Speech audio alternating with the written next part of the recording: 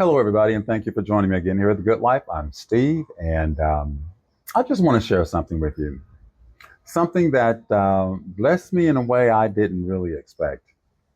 Last week, I had the privilege and the honor of sitting down and enjoying lunch with one of our subscribers. And I say our because I feel like we're all in this together, right? Her name is Deanne, and family, her story stayed with me long after we said goodbye. Deanne packed up everything she owned out there in Southern California, everything that was familiar, everything that was comfortable, and she moved way down here to the Dominican Republic. That had to be over 4,000 miles. But not because she thought it was going to just be easy. I'm sure it wasn't. And not because he's blowing that horn just to interrupt my video, but I'm not stopping because, yeah, we do this in one take. She left not because she thought the way was going to be clear. It never really is. But because she felt something different calling her. And you know how it is, right? Whenever you think about making a move that's good for your soul, all the naysayers come out of the woodwork, right? They show up.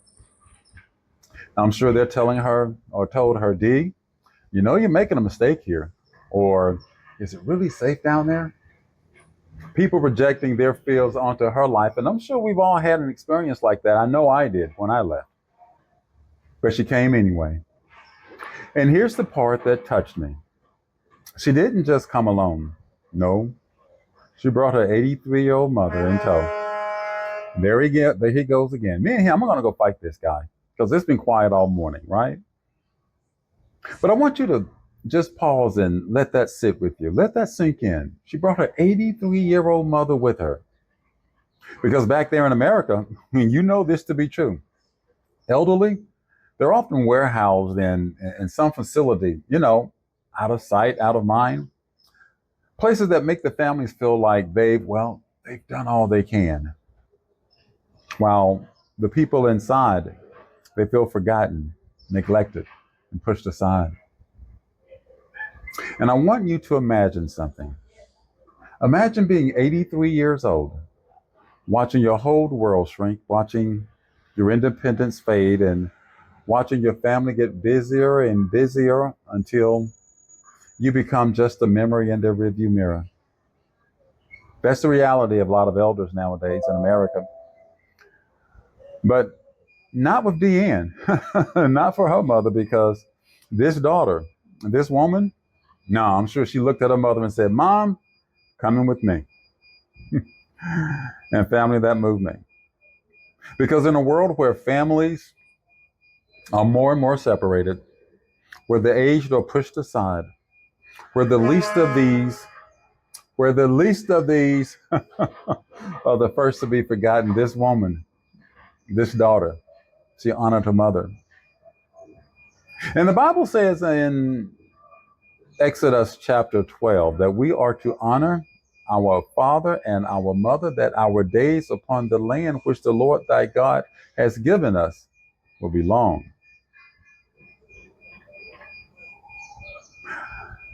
And I want you to picture with me this. Picture the woman that carried you, that gave birth to you, the woman that housed you and fed you, the woman that sacrificed for you, the woman that stayed up late at night when you were sick. Maybe you were an infant and had an ear infection and the amoxicillin hadn't quite kicked in yet. The woman who worked extra hours so that you can have all the things that you needed, and the woman who put her dreams on hold so that you could chase yours. Now imagine with me leaving that woman behind. Deanne didn't do that.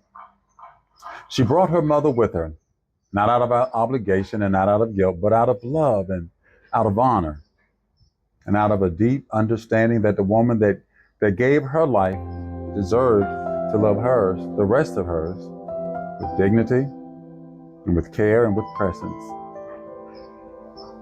And now I want you to feel this, because this isn't just her story. If you think about it, this is a mirror held up to all of us in a world that moves so fast, in a world that where we're pulled in 1,000 different directions, in a world where we forget the people who once cared for us, Deanne slowed down, and she remembered, and she honored.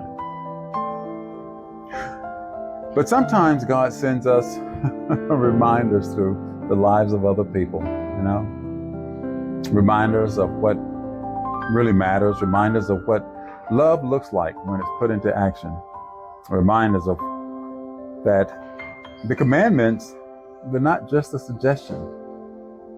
They're an invitation to live life in a way that pleases the Most High. And so, Deanne, if you are watching, may God bless you. May your days be long upon the land which the Lord thy God has given you, and may your mother feel the honor that she deserves.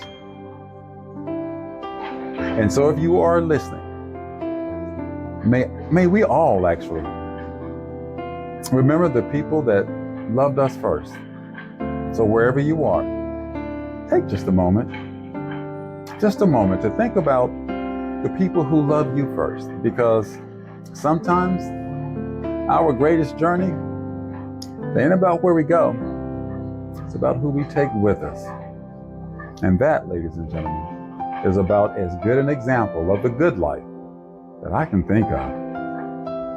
So until next time, many blessings.